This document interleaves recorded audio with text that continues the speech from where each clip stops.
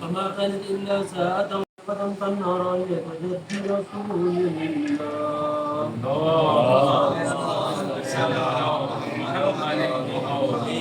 قلت أن جدك تحت الكساء فأقبل الحسن نحو الكساء وقال السلام عليك يا جداه يا رسول الله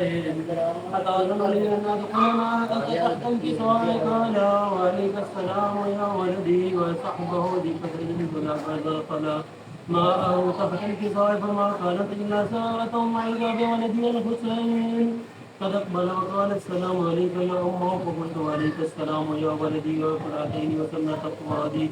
فقال لي يا أمه إني ثم عندك راية طيبة كالنار راية جد رسول الله اللهم صل على محمد فقلت نعم إن جدك وأحاط تحت الكساء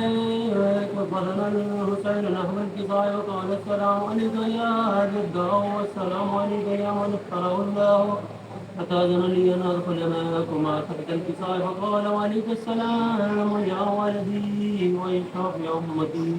قد أذنت لك فدخل معهما تحت الكساء وأقبل عند ذلك فالحسنين بن أبي طالب وقال السلام عليك يا رسول الله فقلت وعليك السلام يا أبا الحسن يا أمير المؤمنين فقال يا فاطمة إني أشم عندك راهية طيبة كالنار راهية أبي وابن عمي رسول الله اللهم صل على فقلت نعم هو مع ولديك تحت الكساء فأقبل علي نحو الكساء وقال السلام عليك يا رسول الله أتأذنني أن أكون معكم تحت الكساء قال له وعليك السلام يا أخي ووسي ويا خليفتي وصحب لوائك أذنت لك فدخل علي تحت الكساء ثم أتيت نحو الكساء وقلت السلام عليك يا أبتاه يا رسول الله اللهم صل على محمد رسول الله تأذنني أن أكون معكم تحت الكساء وقال وعليك السلام يا بنتي ويا بسعتي قد أذنت لك فدخلت تحت الكساء فلم اكتملنا جميعا تحت الكساء أخذ عبي رسول الله وبدأ فيه الكساء وعوما بيده اليمنى إلى السماء وقال اللهم عن هؤلاء أهل بيتي وقاصتي وحامتي لهم دمي ودمهم دمي يؤلمني ما يؤلمهم ويحزنني ما يحزنهم على حرب لمن حاربهم وسلم لمن سلامهم وعدو لمن آذاهم ومحب لمن أحبهم إنهم مني وأنا منهم فاجعل صلواتك وبركاتك ورحمتك وغفرانك ورضوانك علي وعليهم وأذهب عنهم ورجسا وتحرهم تطهيرا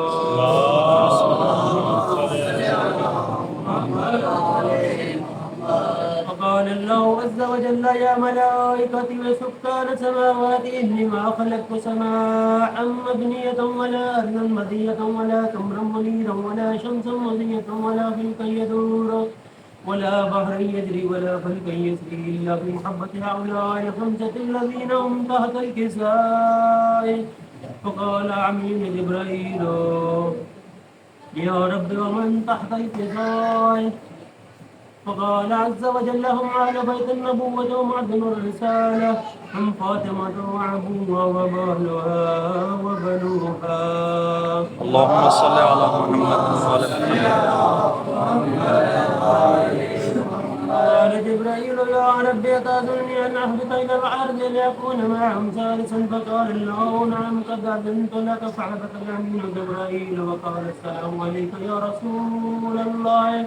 العلي الأعلى يقرئك السلام يخصك بتحية والإكرام ويقول لك وعزتي وجلالي ما خلقت سماء مبنية ولا أرض مدية ولا كمرا منيرا ولا شمسا مضية ولا خلق يدور ولا بحر يجري ولا فلك يسري إلا لعدلكم ومحبتكم، وقد أذن لي أن أدخل معكم، فهل تأذن لي يا رسول الله؟ اللهم صل على محمد. فقال رسول الله وعليك السلام يا أمين وهي الله إنه نعم قد أذنت لك، فدخل جبرائيل معنا تحت الكساء، فقال لأبين الله قد أوحى إليكم من يقول إنما يريد الله ليذهب عنكم رجس أهل البيت ويطهركم تطهيرا.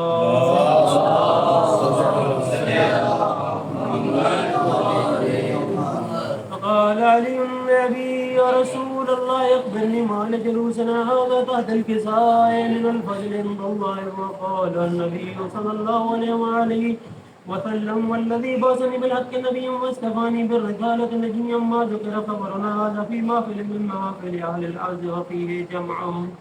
من شيتنا ومحبين إلا ونزلت عليهم الرحمة وحفت بهم الملائكة واستغفرت لهم إلا أن يتفرقوا. فقال علي عليه السلام إذا والله فزنا وسعدنا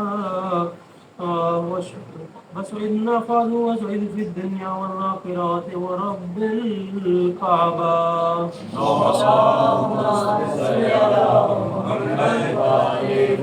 فقال عبي رسول الله صلى الله عليه وآله وسلم يا علي والذي باسني بالحق نبيا واصطفاني بالرسالة نبيا ما ذكر خبرنا هذا في محفل من محافل أهل الأرض،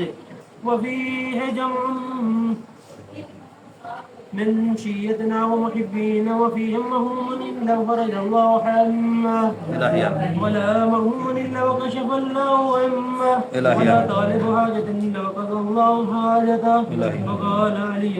عليه السلام إذا والله فزنا وسعدنا وكذلك شيتنا فازوا وسعدوا في الدنيا والآخرة ورب الكعبة. اللهم صل على محمد.